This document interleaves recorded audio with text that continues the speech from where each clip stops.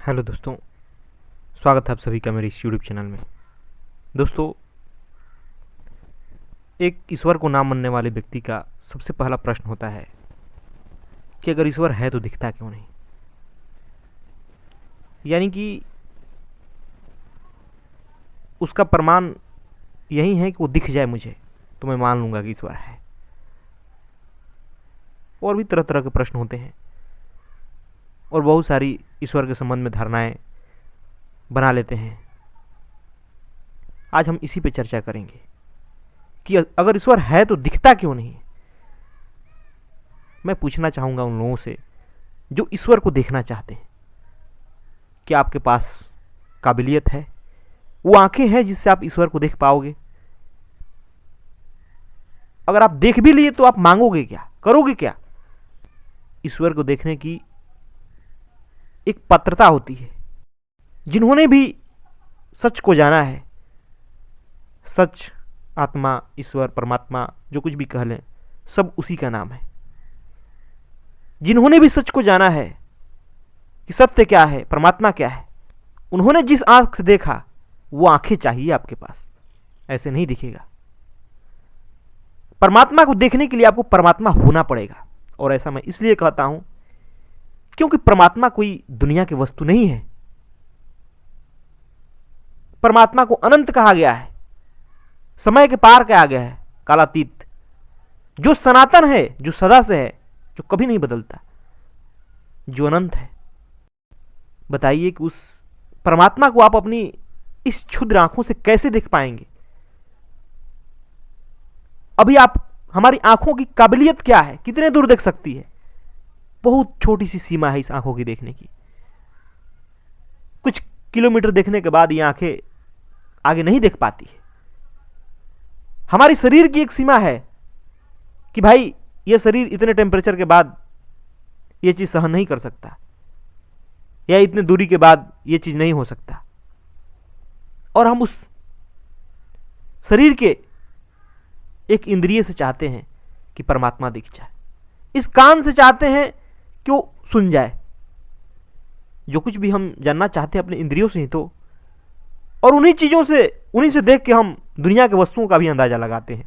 लेकिन आप क्यों नहीं समझते कि जब कहा गया है उसके बारे में, सत्य के बारे में, कि वो संसार से परे है, वो भौतिक नहीं है, वो चैतन्य है, फिर कैसे इन आंखों से उसे देख पाएंगे?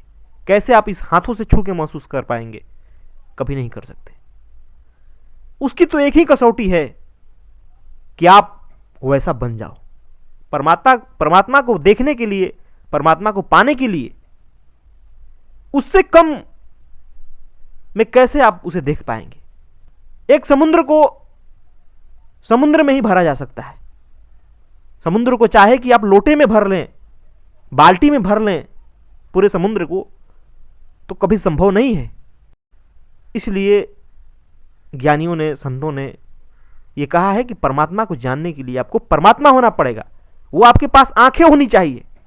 और जो भी आपके पास वैज्ञानिक दावा करते हैं, कुछ प्रमाण ढूंढते हैं सच की, परमात्मा की, ईश्वर की, लेकिन वो नाकामयाब होते हैं। और ऐसा होंगे ही, क्योंकि जो भी दुनिया की चीजें हैं उसी से तो वो किसी चीज की परमाणिकता सिद्ध करते हैं। आपकी जो भी टेक्नोलॉजी है, जो भी परिभाषाएं हैं, सब इसी दुनिया पे लागू होती है, जो कि भौतिक है, जिसकी एक सीमा है। और उस सीमा वाली चीजें से आप असीम को देखना चाहते हैं, जो कि सीमा से परे है।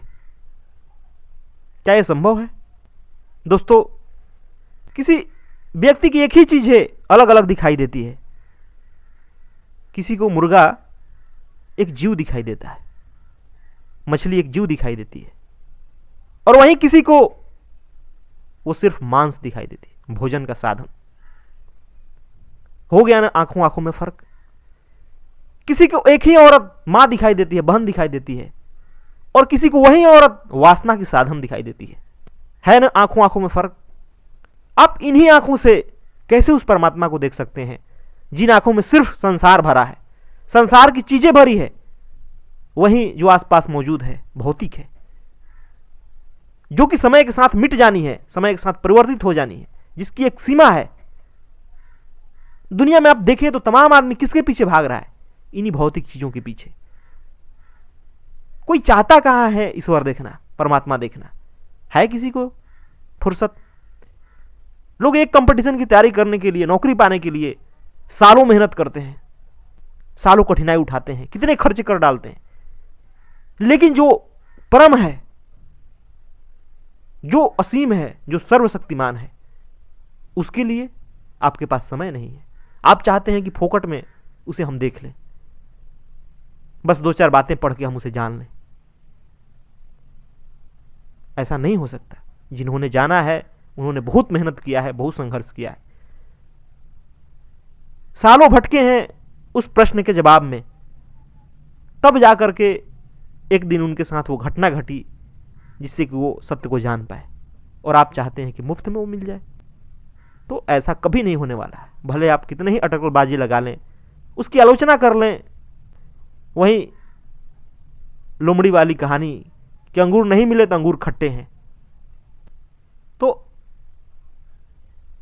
वैसे मान के आप कितना भी आलोचना कर लें, कितना भी उसे नकार दें, लेकिन सत्य सत्य होता है।